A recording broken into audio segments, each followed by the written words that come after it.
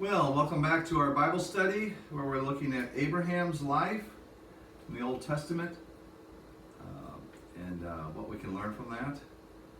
And we are going to concentrate in Genesis 13 and Genesis 14 today. So last time, as you recall, Abram and his tribe were living in Canaan, inhabited by the Canaanites. So this was the promised land, but this was before while it was still occupied. And remember also that his name is Abram at the time. So they went off to Egypt to avoid starving. That was an event that had occurred. He did something deceptive. Do you remember what that was? He had Sarai, his wife, say they were brother and sister. And how did that backfire? Well, Pharaoh took her to be his wife, or at least be part of his harem. And how did God intervene? He brought plagues on the Egyptians. Very similar to what happens later in Egypt with Moses. Brought plagues on the Egyptians, and the result was that Abram, Sarai, and his whole group were kicked out of Egypt, but they were richer people for it, and Sarai was safe.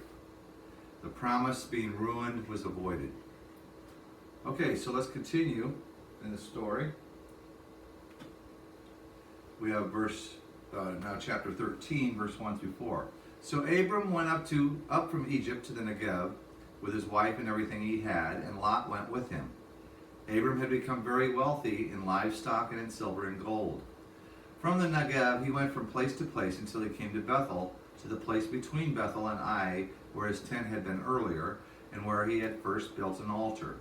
There Abram called on the name of the Lord. So this is good. Abram is back at the altar communicating with God. He didn't have to build a new altar because it was already there. But that, as we will see, is what he would often do, is build an altar at an important place. It's also good he's back in Canaan. Now, just look at the map again, just so we can all remember this. So they left Egypt. He went to the southern part here. This is Israel now.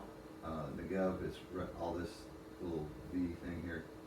And they went to live up in here. And that is where they're at Bethel.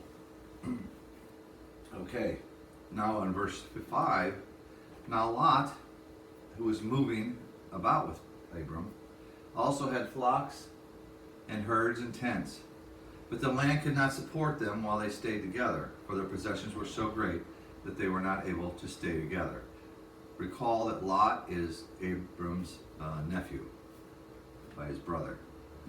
And they'd been traveling since the beginning, ever since he left. Okay, so they're in this predicament. Lot's wealth is increasing too. It's not just Abram's. But as Abram's and Lot's holdings increase, their problems increase. They were crowding out each other. And there was another problem in verse 7. And quarreling arose between Abram's herdsmen and the herdsmen of Lot. The Canaanites and Perizzites were also living in the land at that time. So we got the hired hands were getting in each other's faces. Feuding maybe was beginning to happen. And that could be especially dangerous for them because they were foreigners surrounded by natives who might even take advantage of their fighting and possibly attack and plunder them. The quarreling did have to stop.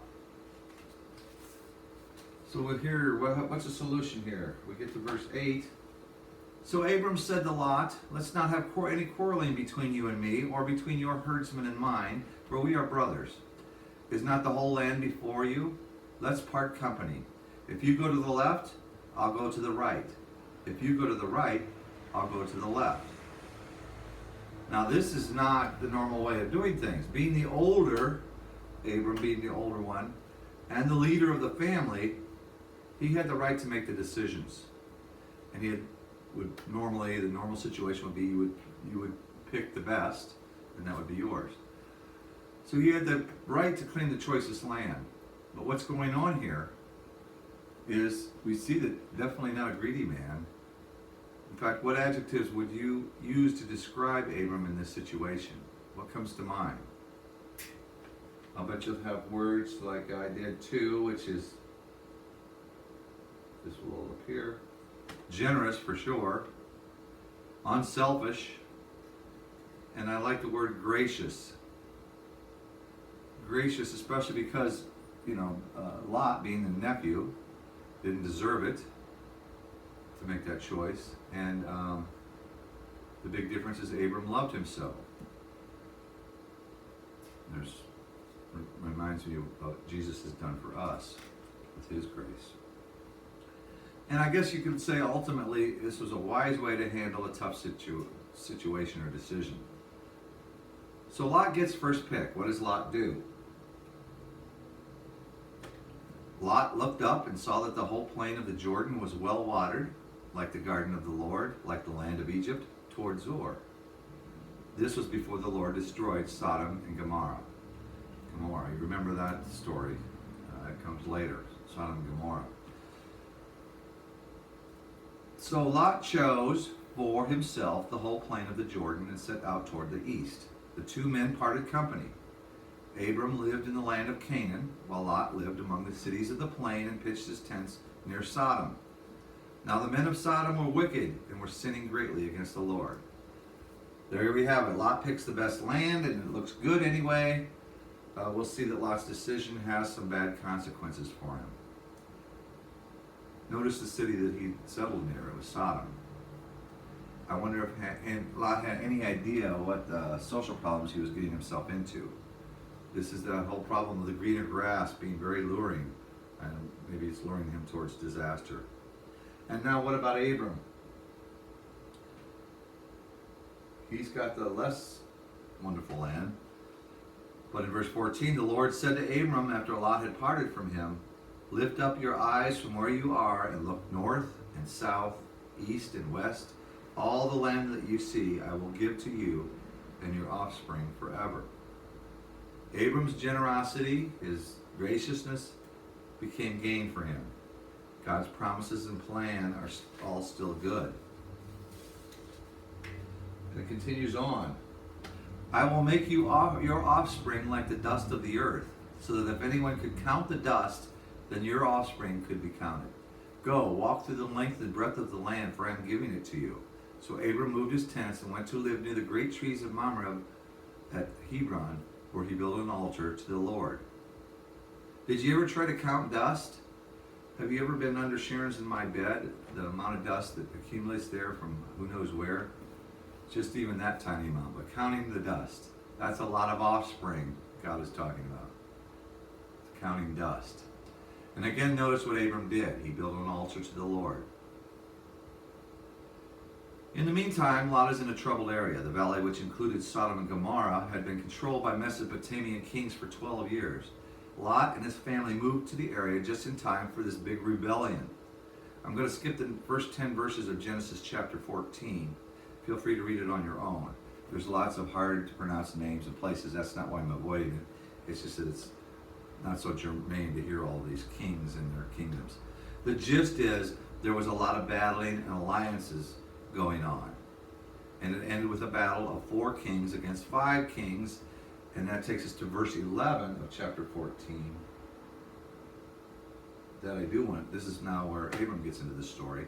The 4 kings seized all the goods of Sodom and Gomorrah and all their food, then they went away.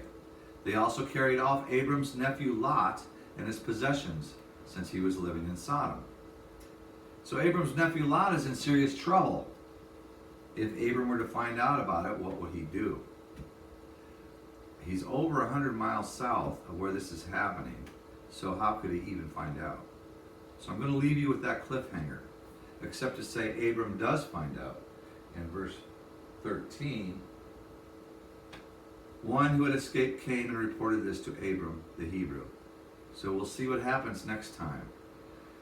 In the meantime, just keep in mind that we have a lot of good example of a man of faith that we could try to exemplify.